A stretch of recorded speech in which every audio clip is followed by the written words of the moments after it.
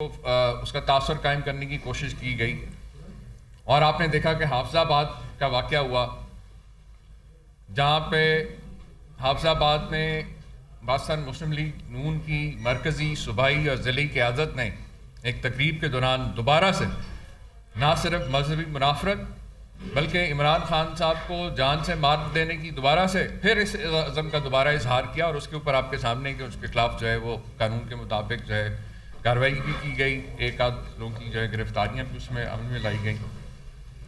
تو اس حوالے سے جی آئی ٹی کی جانب سے پاکستان مسلم لیگ نون کے مختلف قائدین کو جو ہے بیانات کے لیے جو ہے تحقیقات کے لیے بلایا گیا تھا، سمن کیا گیا تھا، وہ نہیں آئے، اب دوبارہ سمن کیا گیا ہے۔ اس کے ساتھ ساتھ وقاص ستی ایک جرنلسٹ ہیں، انہوں نے بھی اسی طرح کی ایک مذہبی منافرت کی جو ٹویٹ کی تھی اور جو سلسلہ جاری کیا گیا تھا ان کو بھی جو ہے سمن کیا گیا ہے۔ فیصل واڈا جو ہمارے سابق ممبر بھی تھے سینیٹر، انہوں نے جو پریس کانفرنس کے اندر جو انکشافات کیے جس طریقے سے اس حوالے سے ان کو بھی سمن کیا گیا ہے۔ تو لہٰذا جو لوگ یہ سمجھتے ہیں یہ ان کا دامن صاف ہے تو ان کو تو تحقیقات سے بالکل ہچکچانا نہیں چاہیے، کیونکہ جی آئی ٹی جو ہے بالکل قانون کے مطابق بنائی گئی ہے اور اس کے اندر اگر سمن کیا جاتا ہے تو اس سے فرار یہ ثابت کرتا ہے کہ چور کی داڑھی میں تنکا ہے۔ اب اگر دوبارہ سمن کرنے کے اوپر یہ لوگ نہیں پیش ہوں گے تو یقیناً جو ہے ان کے گرفتاری کے وارنٹ جاری کیے جائیں گے اور پھر قانون کے مطابق جو ہے کارروائی عمل میں لائی جائے گی۔ اس حوالے سے اسی دوران آپ کے سامنے ایک پاکستانی نژاد تسنیم حیدر نے لندن میں پریس کانفرنس کی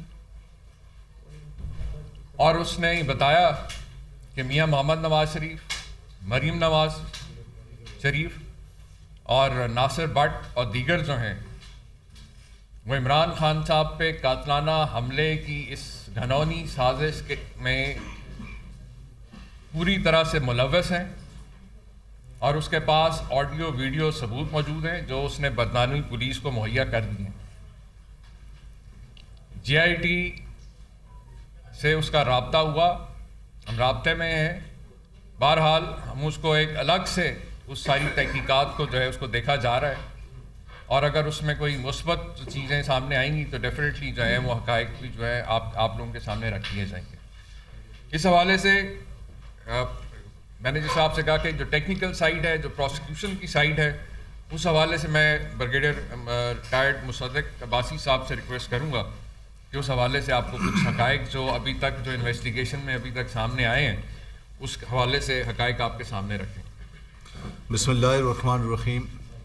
بحیثیت ایڈوائزر چیف منسٹر آن پروسیکیوشن میں چند ایک چیزیں یہاں پہ آپ کے سامنے رکھتا ہوں جو جی آئی ٹی کے معاملے میں ابھی تک جو اس میں جو ہے کارروائی ہو چکی ہے۔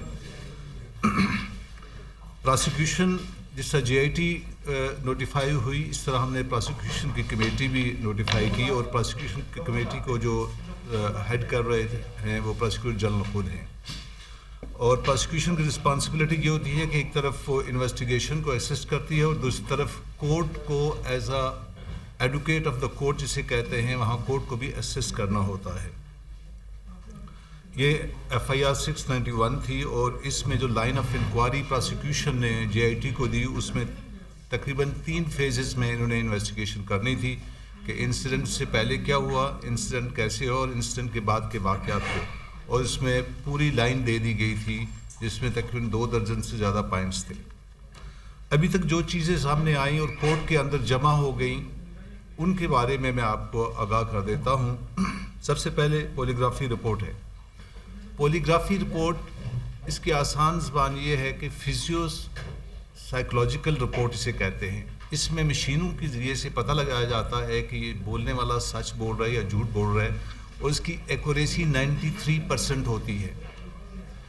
جب نوید کو اس پولیگرافی ٹیسٹ سے گزارا گیا تو چند ایک چیزیں سامنے آئیں. سب سے پہلے جب اس سے سوال پوچھا گیا کہ کیا آپ وقاص کے ساتھ مل کر آپ نے عمران خان پہ حملہ کرنے کا منصوبہ بنایا، تو اس کا جواب جو ہے وہ مثبت تھا، یعنی کہ پولیگرافی ٹیسٹ میں اس کا جواب صحیح تھا. پولیگرافی مشین نے کہا کہ ہاں ایسے ہی تھا. جب اس سے یہ پوچھا گیا کہ کیا وقاص کے علاوہ کوئی اور لوگ بھی اس میں شامل تھے، تو ٹیسٹ یہ بتاتا ہے کہ اس وقت یہ جھوٹ بول رہا تھا. اس کا مطلب یہ ہوا کہ اس پوری پلاننگ کے اندر باقی لوگ بھی شامل تھے. تیسری بات جب اس سے پوچھا گیا کہ کیا آپ نے کوئی باقاعدہ تربیت حاصل کی، تو اس پہ بھی جو اس کی ریٹنگ ہے وہ -10.6 ہے. اس پہ یہ جھوٹ بول رہا ہے. اس کا مطلب ہے کہ اس نے باقاعدہ تربیت حاصل کی. تو یہ ایک تربیت یافتہ اور مختلف لوگوں کے ساتھ مل کر پلاننگ کے ساتھ اس نے اٹیک کیا. یہ پولیگرافی رپورٹ کا رزلٹ ہے جو کہ کورٹ کے اندر ہم نے جمع کروا دیا. دوسری الزام یہ تھا کہ خان صاحب کے گارڈز نے فائرنگ کی.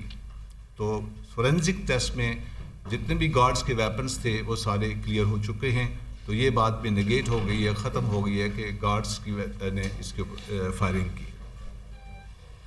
اور تیسری بات یہ ہے کہ GIT نے جو چیز اسٹیبلش کی ہے کہ حملہ کرنے والے ایک سے زیادہ فائرر تھے.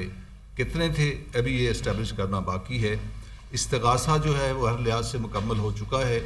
اور اس میں ایک بات یاد رہے کہ زبیر نیازی صاحب نے جو درخواست دی تھی کورٹ کے اندر، وہاں پہ کورٹ نے کہا تھا کہ آپ جا کر GIT کو جوائن کر لیں، جو کہ 7 تاریخ کو وہ FIR جو پولیس کی مدیت میں دی گئی تھی اس کو جوائن کر لیں. تو زبیر نیازی نے اس کو جوائن نہیں کیا، GIT کو جوائن نہیں کیا.